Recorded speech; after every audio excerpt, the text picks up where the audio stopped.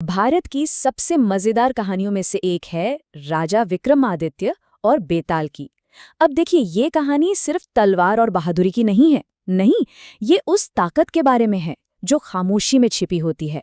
तो सवाल ये उठता है कि क्या दिमागी ताकत जिस्मानी ताकत से ज्यादा बड़ी हो सकती है?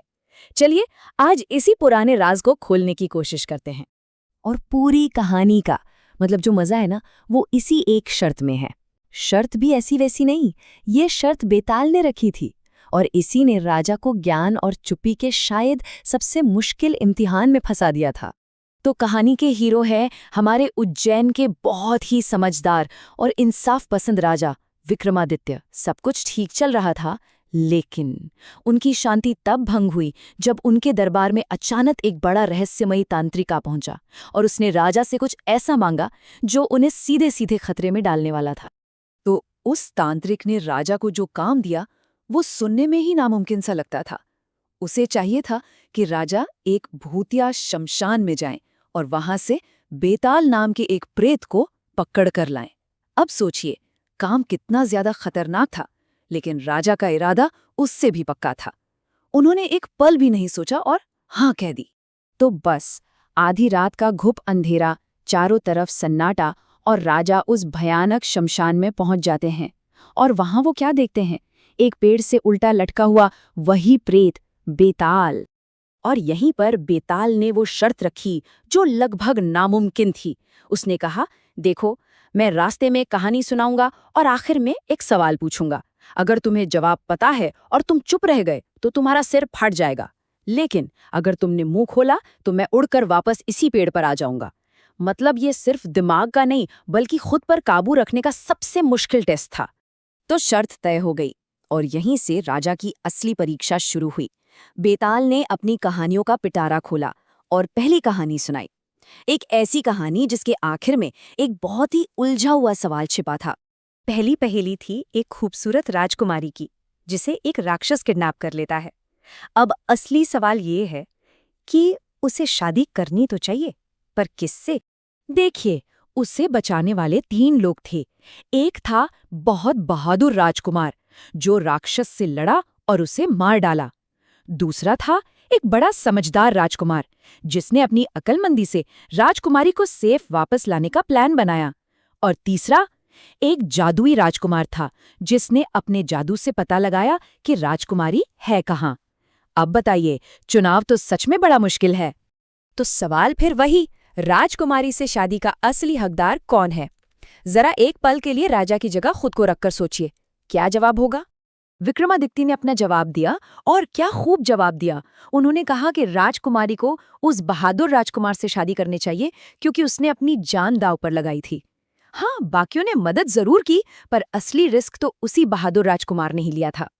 राजा ने सच बोल दिया, और जैसे ही उन्होंने बोला, फट से बेताल गायब।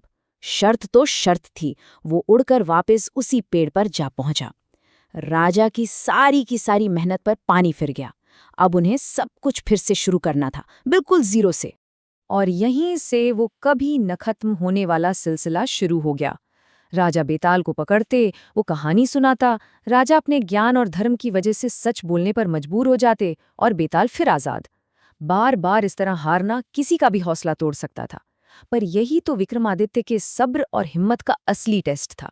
न जाने कितनी ही कोशिशें की, कितनी ही पहेलियां सुलझाईं, और फिर आखिरकार वो पल आया जब विक्रमादित्य के सामने असली परीक्षा आई, जिसका बेताल शायद कब से इंतजार कर रहा था। इस बार भी राजा को सही जवाब पता था, लेकिन इस दफा उन्होंने कुछ अलग किया। अपनी सच बोलने की आदत के खिलाफ जाकर उन्होंने चुप रहने का फैसला किया। ये उनके अंदर एक बहुत बड़ी जंग थी, पर इसी खामोशी ने आखिरकार उस कभी न खत्म होने वाले सिलसिले को तोड़ दिया। राजा के जबरदस्त कंट्रोल को देखकर बेताल सच में बहुत इम्प्रेस हुआ, और अब उसने तय किया कि वो इस विजेता राजा को एक ऐसा राज बताएगा जो पूरी कहानी को ही पलट कर रख देगा। तो बेताल ने वो चौंकाने वाला सच बताया जो राजा की जान भी ले सकता था। उसने कहा, राजा, वो तांत्रिक असल में तुम्हें मारना चाहता है। ये सारी मेहनत, ये पूरी यात्रा एक जाल थी। उसका मकसद तुम्हारी बलि देना है। अब जब सच सामने था, विक्रमादित्य को अपने असली दुश्मन का सामना करना था, पर ये लड़ाई अब ताकत की नहीं बल्कि अक्ल की होने वाली थी। यहाँ राजा ने अपना दिमाग चलाया। जब तांत्रिक ने राजा से कहा कि आशीर्वाद के लिए झुको, तो राजा ने बड़े चालाकी से जवाब दिया, मुझे तो इसका तरीका ही नहीं पता, पहले आप करके दिखाइए। और जैसे ही वो लालची तांत्रिक झुका, राजा ने उसी का दांव उसी पर आजमाया और उसे हरा दिया। और इस तरह विक्रमादित्य ने उस दुष्ट तांत्रिक को अपनी ताकत से नहीं, अपनी अकल से हराया। ये जीत इस बात का पक्का सबूत थी कि बेताल की पहेलियों ने सिर्फ उनके दिमाग को ही नहीं बल्कि उनकी समझदारी को भी और तेज कर दिया था। तो इस पूरी कहानी से सीखने को क्या मिलता है? यही कि एक असली हीरो 3 चीजों से बनता है। पहली है हिम्मत, जो मुश्किलों का सामना करने में मदद करती है। दूसरी है अक्लमंदी, जो सही रास्ता दिखाती है। और सबसे जरूरी सब्र, जो बार बार हारने के बाद भी खड़े रहने की ताकत देता है। और आखिर में ये कहानी हमें एक बड़े सवाल के साथ छोड़ जाती है। असली ताकत है क्या? जिस्मानी बल या दिमाग की तेजी? शायद इस कहानी का पूरा सार इसी एक सवाल के जवाब में छिपा है।